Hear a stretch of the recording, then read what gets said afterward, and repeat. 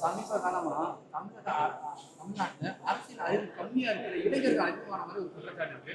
அந்த இளைஞர்களுக்கு நீங்க என்ன சொல்ல விரும்புறீங்க? ஏன்னா நான் நிறைய இளைஞர்கள் இல்ல இங்க தம்பி, நீங்க இது நல்ல கேள்வியா பாக்குறேன். ஒரு அடிப்படை புரிஞ்சுக்கணும். என்னன்னா இங்க என்ன சொன்னா, அரசியலை கற்பிக்காதது கல்வியே இல்லை. அரசியலை தாண்டி ஆகச் சிறந்த கல்வி இல்லை. ஏன்னா அரசியல் என்பது அறிவியல், புவியியல், இயற்பியல், வேதியியல், உயிரியல் போல இது ஒரு ஒரு வாழ்வியல்.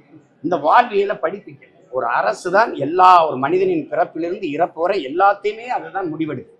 அப்ப அந்த அரசை தீர்மானிக்கிறது, அரசை முடிவெடுப்பது, நிறுவது எதுனா அரசு இயல்.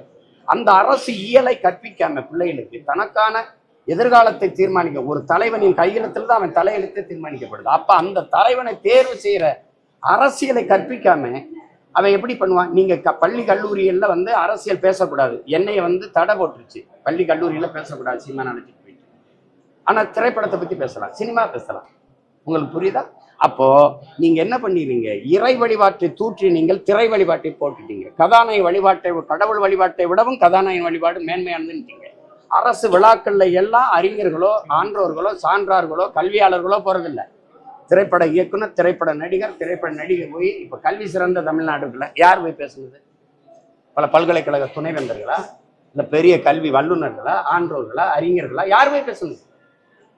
அப்ப என்னன்னா, ஒரு திரைப்பட ஒரு கல்லூரி தொடக்கமா மாணவர்களுக்கு ஒரு நடிகை கூட்டி வரவேற்பை கொடுக்குறது, அதை வெல்கம் அப்படின்னு வைக்கிறது.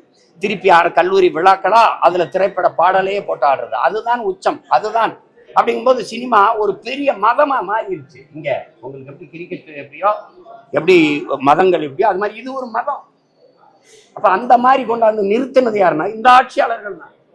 இந்த ஆட்சியாளர் தான். இப்ப இத கேரளாவில் திரைப்படம் இல்லையா, ஆந்திராவில் திரையரங்கு பார்த்தீங்கன்னா நாளைக்கு வேணா இன்னைக்கு ராத்திரியே சாப்பாடோட படுத்து கிடப்பாங்க. ஒவ்வொரு திரையரங்க வாசல் இப்ப கூட என் தம்பி சமுத்திரக்கணி ஷூட் பண்ண கிடாயை வெட்டி சாமியை கும்பிட்டு தேட்டு திரையரங்குக்குள்ள போவான்.